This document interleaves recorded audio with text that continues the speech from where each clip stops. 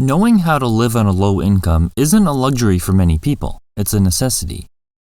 Contrary to popular belief, you don't have to have a high income or rich parents to live comfortably on a very low income. By being strategic with your money, you'll be shocked at how little income you actually need to get by. Even someone earning a very small income can find that they have plenty of money and time while building extraordinary wealth. These ideas can benefit you whether you're young and aren't financially established yet, or you're older and wondering how you're ever going to be able to retire. Pay special attention to number 1, which could potentially eliminate your single largest expense, making building wealth inevitable. It will have you shocked at how much money you have left at the end of each month.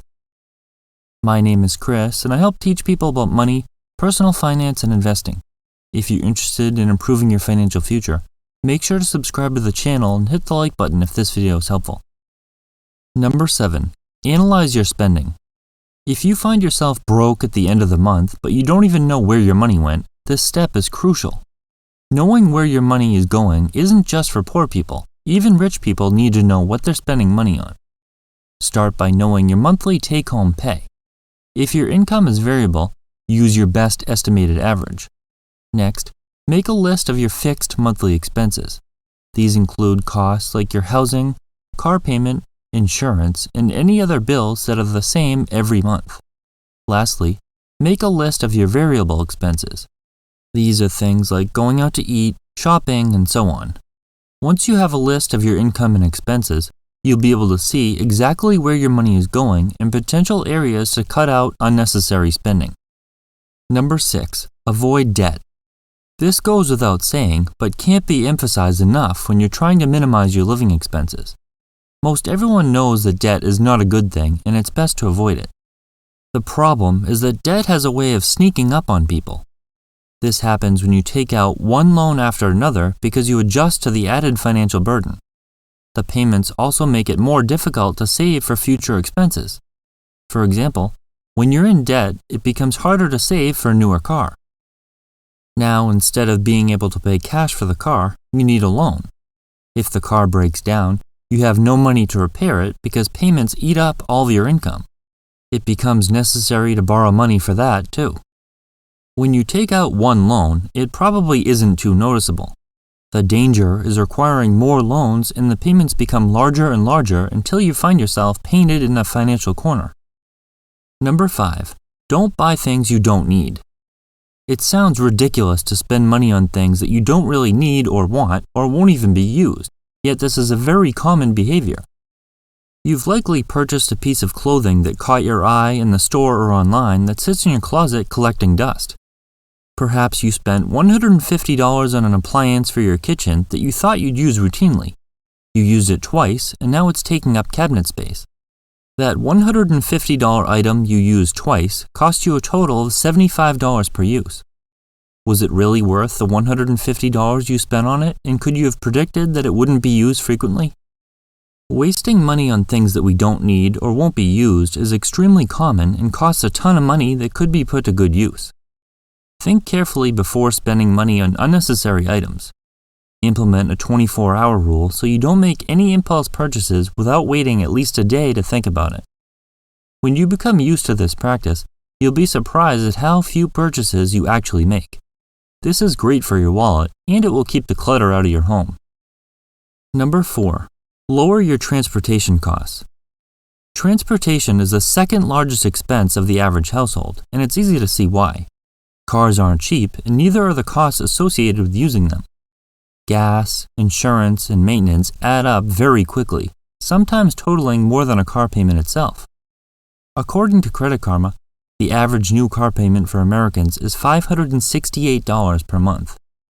That might be doable with a decent income, but if you're not making great money, spending anywhere near this can be a huge problem that can keep you from ever getting ahead. Not having a car at all is sometimes the cheapest option.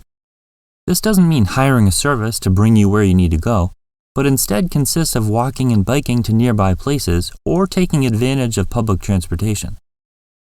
Owning a reliable used car is the best option for most people who need a vehicle. This minimizes insurance and depreciation, and with routine maintenance, you'll be surprised at how long the car will last. Cut down on how far and often you're driving, too. Combining trips and not driving across town because you're bored is an easy way to reduce all transportation-related costs. Number 3.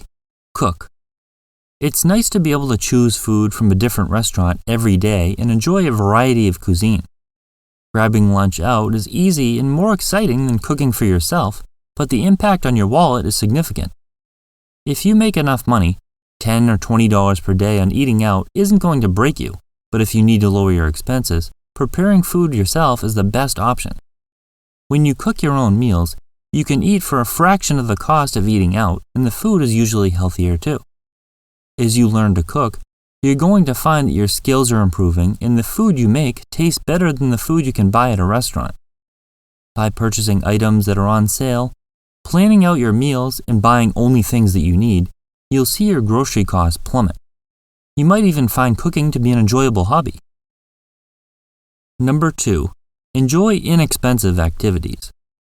Not all fun activities involve spending a bunch of money. Without thinking about how much it costs, a day out with your friends could be very expensive. Let's say you grab lunch out, have a beverage or two, go shopping, and then grab a coffee. That day that was intended to be spent enjoying each other's company easily turned into a $100 expense for each person that could have been avoided entirely.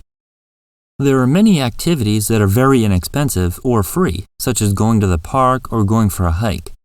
Instead of meeting your friends out for dinner and drinks, consider having them over for a potluck-style meal where everyone brings something. Instead of bringing the family on a vacation that will require thousands of dollars for a hotel, consider camping for a fraction of the cost. Taking advantage of free activities is a great way to save money, and you might actually find that you enjoy these types of outings even more due to their simplicity. Number 1. Live for free. It makes sense that the best way to reduce the amount of money you need every month is to eliminate your single largest expense. Implementing proven strategies will make it so you have no housing or rent costs at all. This frees up so much room in your budget that you'll be shocked at how little money you actually need to live comfortably. House hacking is an extremely powerful strategy that involves getting someone else to pay your mortgage for you. By purchasing or just renting a home with more space than you need, the extra room can be rented out. The rent money can be used to pay all of the bills for the property. Traditionally, this strategy involves buying a multi-family home. You live in one unit while the other dwellings are rented out. However, house hacking can be done in so many different forms. Some people just rent out an extra room in their home. Some people rent out extra storage space or parking for a car. You could create a short-term rental experience in your yard if you have the space, or even just a parking spot for someone to park their camper while they stay in it. With a little creative thinking, the options are endless when it comes to house hacking. It just comes down to which method you prefer. The long-term goal shouldn't be to stop spending money on anything fun and save as much money as possible. An excellent relationship with money involves a balance of saving and spending. However, by using these ideas, you can significantly reduce the amount of money you need. By following these steps, you'll be shocked at how little money you need to live comfortably, and you'll be well on your way to financial freedom.